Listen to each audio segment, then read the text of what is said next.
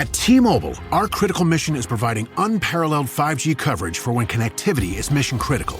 Introducing T-Priority, America's best 5G network experience for first responders, even in times of congestion. More capacity, faster speeds, better coverage. T-Priority from T-Mobile, built for tomorrow's emergencies, ready today. Discover more at t-priority.com. For qualifying organizations on eligible rate plans, coverage not available in some areas and may be impacted by emergencies. Today at T-Mobile, I'm joined by a special co-anchor. What up, everybody? It's your boy, Big Snoop D-O-double-G. Snoop, where can people go to find great deals? Head to T-Mobile.com and get 4 iPhone 16s with Apple Intelligence on us, plus 4 lines for $25. That's quite a deal, Snoop. And when you switch to T-Mobile, you can save versus the other big guys' comparable plans plus streaming. Respect. We up out of here. See how you can save on wireless and streaming versus the other big guys at T-Mobile.com/switch. Apple Intelligence requires iOS 18.1 or later.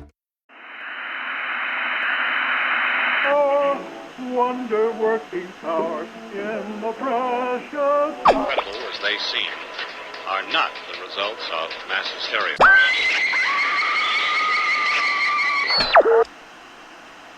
You may wish to adjust the dial. You are currently tuned into the wrong station.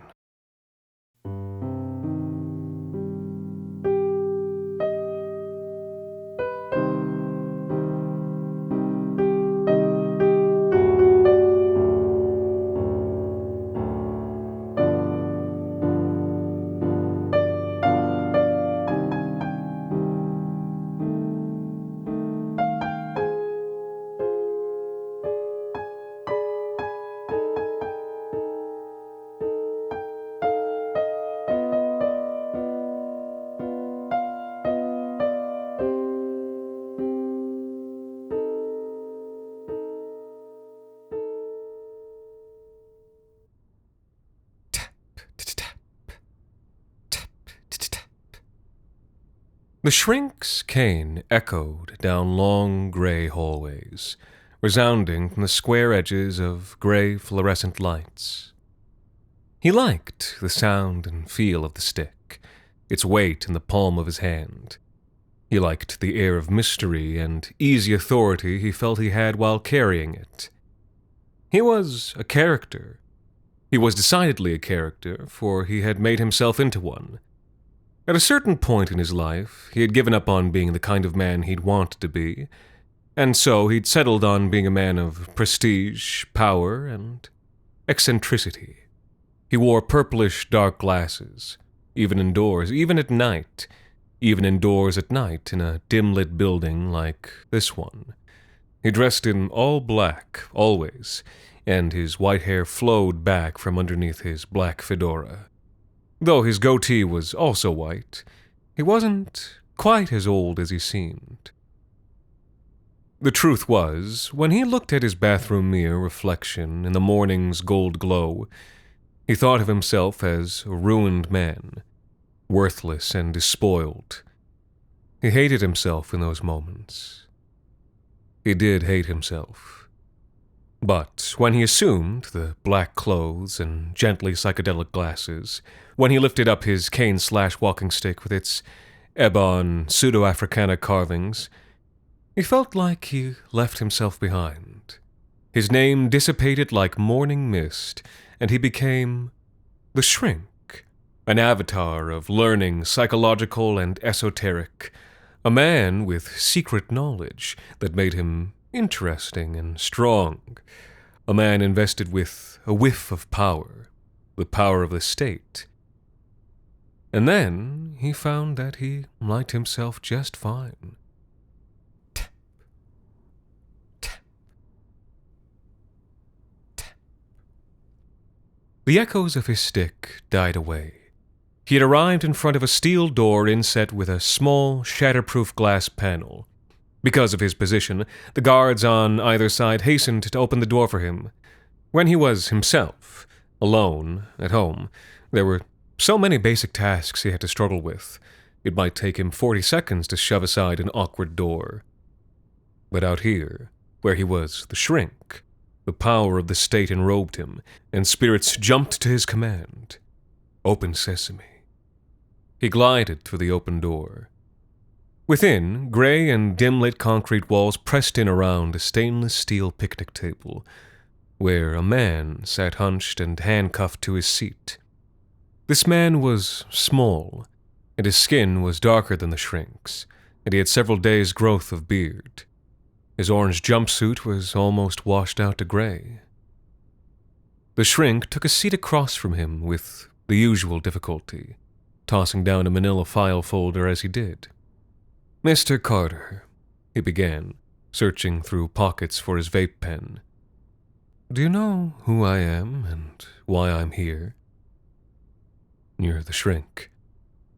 Carter didn't make eye contact. "You're here because the judge wants to know if I'm crazy." At least he was lucid, the shrink thought. It would make for a pleasant change of pace. He positioned himself so his back was to the CCTV in the upper corner and pulled on the vape. "We don't use the word crazy in my profession, Mr. Carter," said the shrink. "Except, behind closed doors, of course. No, I'm here to hear your side of the story. Why don't you tell me what happened?" Carter shot him a sidelong glance. "You won't believe me." "Don't be so sure." The shrink smiled. "I've seen a lot of things through these purple lenses. Tell me. At least that way your story gets out." Carter hesitated. He met the shrink's gaze for the first time, and then quickly looked away. "Well, I think I've got it all figured out," Carter said. "I think it all goes back to Dorney." "Elias Dorney," said the shrink, flipping through the file folder. "An associate from your Vancouver days, deceased 4 years, presumed murdered." "Yeah," said Carter. "I was the one who found him." "I'm sorry to hear that." Carter closed his eyes and shivered. The shrink could well imagine what he was remembering. He had been to places like the one where Carter had been living at the time of Dorney's death. Slum towers that should have been condemned decades earlier. Bad places. Neglected places. Places people ended up when City Hall would rather they just quickly die. Places with naked, dead fluorescents flicking in the hallway, where the garbage was never collected no matter how neatly tied the bags were. Where the rats and roaches ran along the floorboards no matter how clean you tried to keep your home. Places that would always smell, until the cranes came and tore them down and raised new condos in their place. "And what is it about Mr. Dorney's death that you think relates to your current situation?"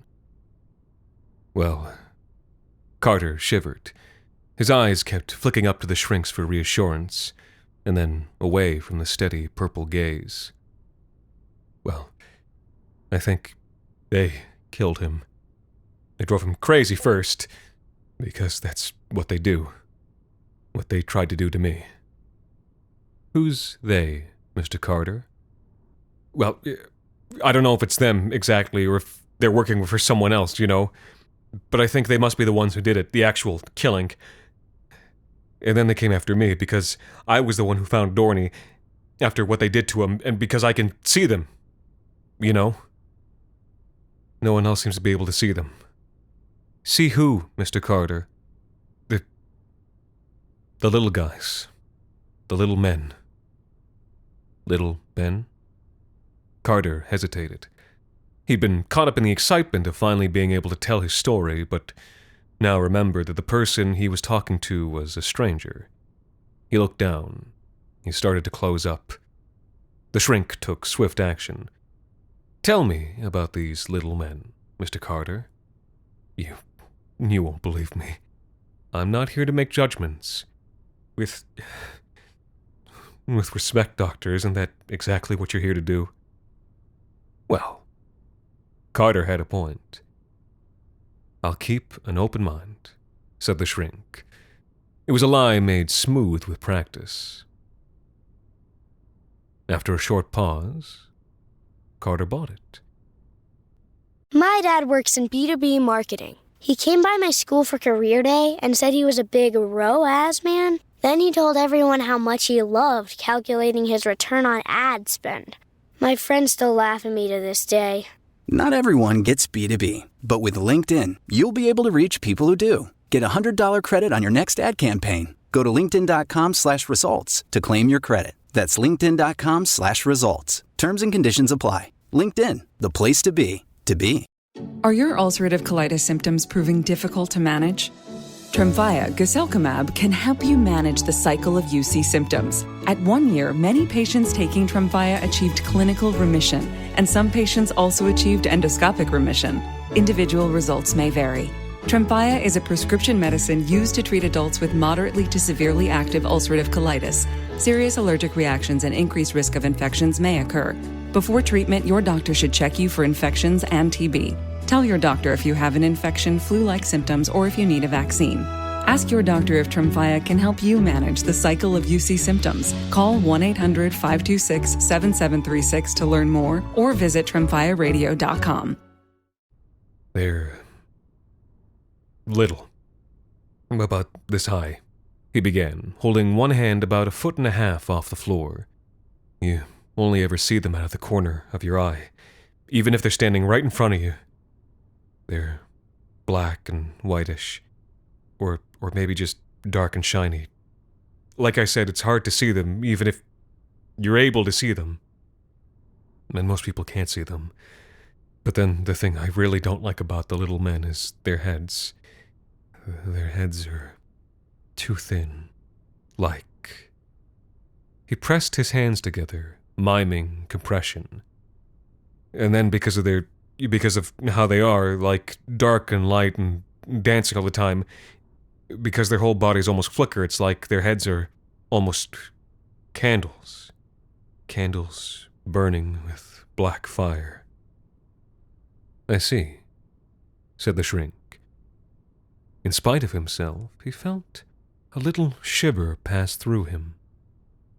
Are there any here now? No, said Carter, but by the way his eyes darted to the dark corners of the room, the shrink could tell that he lied. And so how did these little fellows try and drive you crazy, Mr. Carter? Well, they're the ones who brought the centipede. The centipede. Yeah, the one that got into the house. The house that you shared with Miss Chermak and her son. Yeah, the one that I shared with Natalia and Jason.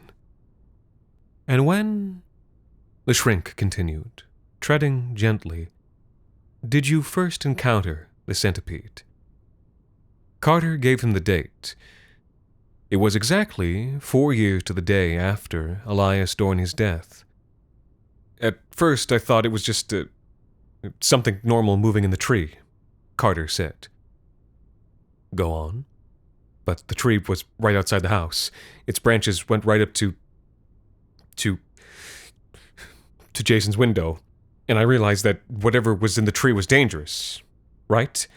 It could get into the window and get at Jason. It had the power to ruin everything, right? As in, everything you'd built since moving away from Vancouver, your new life, your relationship with Miss Chermak and her son. Yes. And you'd do anything to protect that. To protect them. Yes, Carter whispered again. His eyes were wide and terrified. The shrink could see him reliving a whole cascade of terrible emotions over and over again. In spite of himself, the shrink enjoyed seeing him suffer. He was like sitting warm and safe inside, watching someone battle their way down the street in a hurricane. And so you cut down the tree, said the shrink, flipping past the neighbor's reports in his file. He took a pull from his vape. He couldn't remember what flavor it was supposed to be. Something sugary, fruity. The cartridge had been purple. Yeah, the tree the centipede was living in. I cut it down and then I put chemicals so it couldn't grow back. But that didn't end up being enough. Well, no, because the centipede got in. They let it in. They being the little men, said the shrink. Carter nodded. The little men that weren't in this room right now. The shrink couldn't keep himself from glancing into the gloomy corners, but the shadows there were empty. Nothing danced. "That's right," said Carter. "That was the first time that I saw them, since the first time I saw them since the night they got Dorney. And that's when I realized they'd found me. They tracked me down and found me, and that's when I realized how much trouble I was in, that this centipede..." He shook his head somewhat violently, not able to follow the thought where it wanted to go. "Tell me what you did next, Mr. Carter." "Well, I searched the house whole, but I couldn't find anything. Nothing in the basement, nothing in the cupboards, nothing anywhere else. And that scared me, because the centipede was big. It was bigger than my arm. It was like a vacuum cleaner hose. Its legs were like the big nails you use for roofing. It shouldn't have been able to hide. And so you decided to cut open the walls." "I had to!" Carter shouted. "It was in there! They had let it in there, and it was going to hurt them. But there was nothing in the walls, and I realized it had to be coming in and out of the house. They had to be letting it in and out." The louder that Carter became, the softer the shrink spoke. "And that is when you began to seal up the house?" "Yes." A light was in Carter's eyes. His face was shining with sweat, but now he met the shrink's gaze, defiant, filled with a kind of righteousness. "I had to keep it out. You understand? It wasn't about me, or even Nat. The centipede was trying to get to Jason. Right? It was trying to get him. Because they knew it was the best way to get to me, you understand? And they knew he couldn't protect himself. So, you know what the centipede was trying to do? What it was trying to do? It was trying to get into his room at night, okay? So that it could lay eggs. You know, under his skin. It wanted to get in at night and crawl all over and lay eggs under his skin. Okay? That's what they wanted. You understand? That's what they wanted to do to him, to use him as a hatchery for more of those things, so they could do it all over again. Right? Do it to more people. Do it to more of us. You understand?"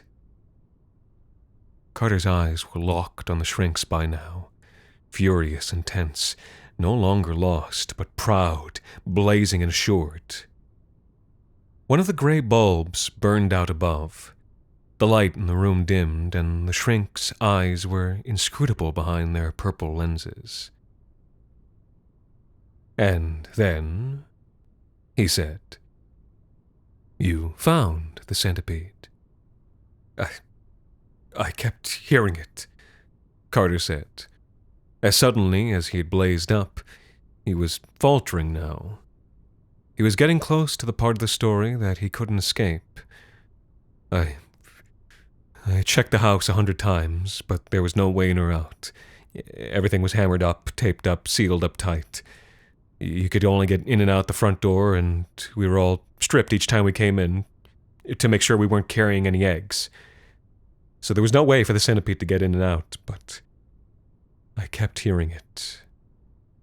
"I see," said the shrink. "So you concluded it had to be hiding somewhere, after all." "Yes. And there was only one way for you to find it." "Yes.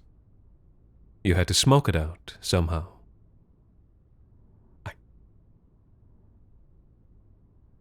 "Yes. I had to smoke it out, somehow." The shrink closed his eyes. It was hard for him not to imagine the scene. He had worked enough cases like this before. He had seen enough of the photos. In his mind's eye, he witnessed Natalia Chermak waking to the smell of smoke. He saw her rushing to the bedside of her 5-year-old, saw her beating against the glass of his bedroom window. But the window was nailed shut, caulked shut and taped shut. Nowhere for the smoke to go. Nowhere for the mother and child. And he could see Carter's face turn to horror and despair as the fire got out of control. Could see him running through the burning building, crashing into furniture as he called for them by name. crawling under smoke to the top of the stairs, finding them still, breaking the glass with his own body in a vain attempt to save the boy he'd killed, falling 2 stories with the child's body in his arms, and then the neighbors, standing on their lawns, looking on in silence as he knelt before a burning home, weeping as he tried to revive that pale bundle in the yellow grass, and sirens growing closer in the distance.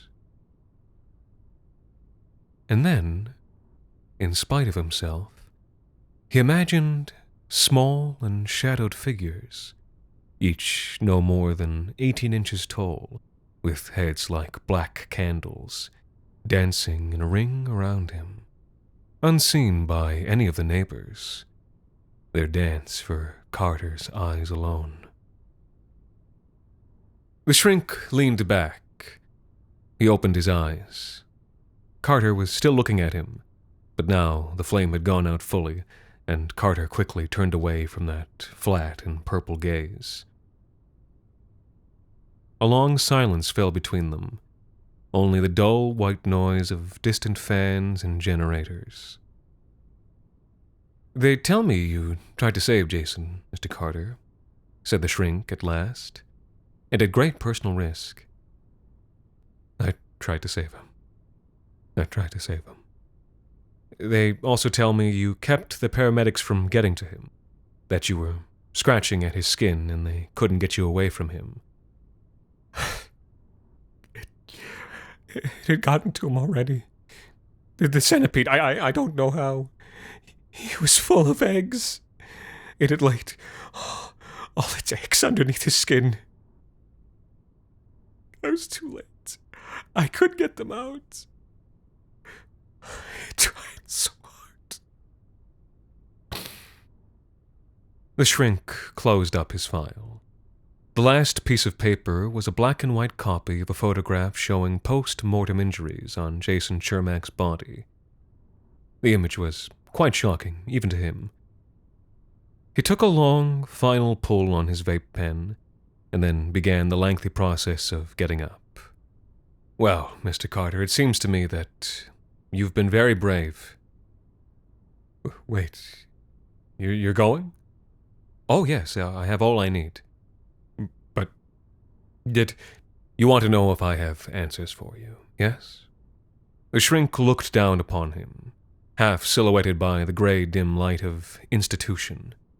Carter didn't answer, except with an imploring stare, a stare begging for the shrink to feel their shared humanity, their common confusion, weariness, and fear. But the shrink's white face betrayed no such emotion. "Mr. Carter, you've been seeing what we sometimes refer to as the Dweefs. These little men of yours, they're a not uncommon hallucination resulting from stimulant psychosis." Carter stared up at him, uncomprehending. "The toxicology says that you and Miss Chermak were both heavy users of methamphetamine, and that you were in the middle of an extended binge when the fire took place." "No, but that's not true. Doctor, you have to believe me. I don't even drink. I only smoke pot." The shrink shrugged. "The Crown disagrees," he said. "And you have a history." "But I've been clean since Vancouver. I haven't..." "Clean? You just told me you were a routine cannabis user." "No, but I promise," Carter said. "And even if I was, Nat would never. She never used hard drugs." "I wish I could believe you," said the shrink, though in truth he had no such wish. "But even if I did, it wouldn't make a difference. Even if I believed in little men like dancing candles, would the Crown care?" He shrugged, gesturing to the colorless walls, the dim, fading gray fluorescent light. "This building cost $350 million to construct, Mr. Carter. Someone has to be locked inside. So maybe we should thank these Dweefs of yours, Honor them as public servants, offer them a spot atop the sunshine list." "No?" A joke, Mr. Carter, nothing more. You'll get it eventually, I'm sure. After all, you'll have plenty of time to think it over." With that, he rapped at the door, and like magic it opened for him. He swept out, not sparing a glance for the guards, and soared down the halls with a tapping of his cane. Though he had taken a certain righteous pleasure in twisting the knife with his parting words, he didn't blame Carter for the Chermak's deaths. Not really. So why, then, did it make him feel so right and good? And why did it give him such pleasure to stride the white corridors of Toronto South Detention Centre, past the visitation screens, where videoconference brought the inmates the closest they could come to contact with the ones they loved, past the so-called fresh-air yards, which were nothing but little bleak rooms with a lonely basketball hoop bolted to the wall, and which were the closest that inmates could come to contact with an open sky? Why? That Carter could be sealed up in a place like this without yet having been convicted of anything. Why did that give him such a little thrill? Maybe it was because he was protected. He was mantled in the state. Places like this were for people like the one he saw in his mirror. But he had made himself the shrink.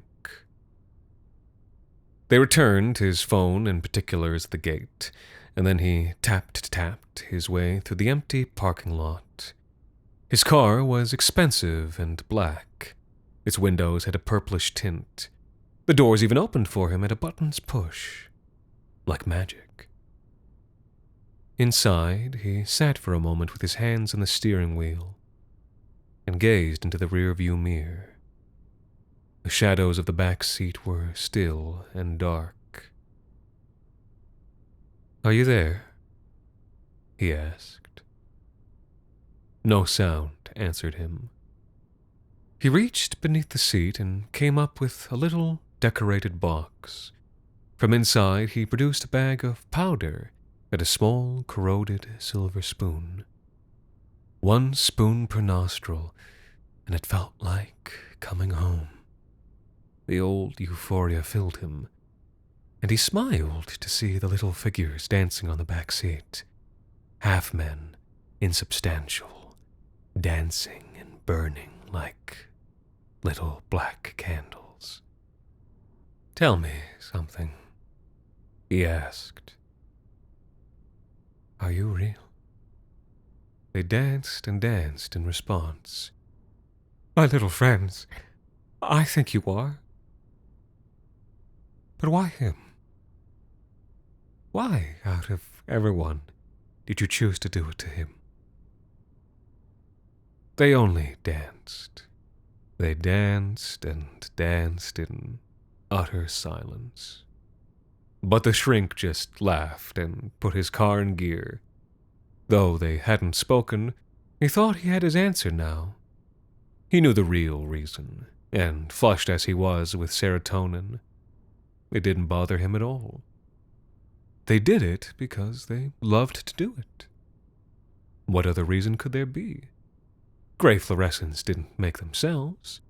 Someone made these things the way they were because they liked it. And that was why they danced. And that was why he loved to watch them dance.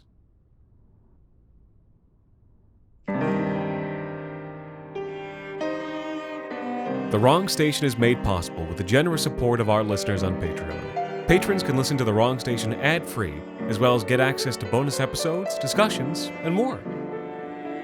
This week's episode, The Dweefs, was written by Alexander Saxton and performed by Anthony Botello. Thank you to Nate Tila and R. Clark for helping us keep the lights, well, off. You can also support us by leaving a rating and review on iTunes, or wherever it is you listen to The Wrong Station. The Wrong Station is co-produced by Alexander Saxton, Anthony Botello, and Jacob Duarte Spiel, with music composed and performed on the piano by Ilan Citrin, and arranged for the viola and performed by Viola Schmid. You can follow The Wrong Station on Twitter, Facebook, and Instagram, and email us at thewrongstation@gmail.com. And until next time, thank you for listening.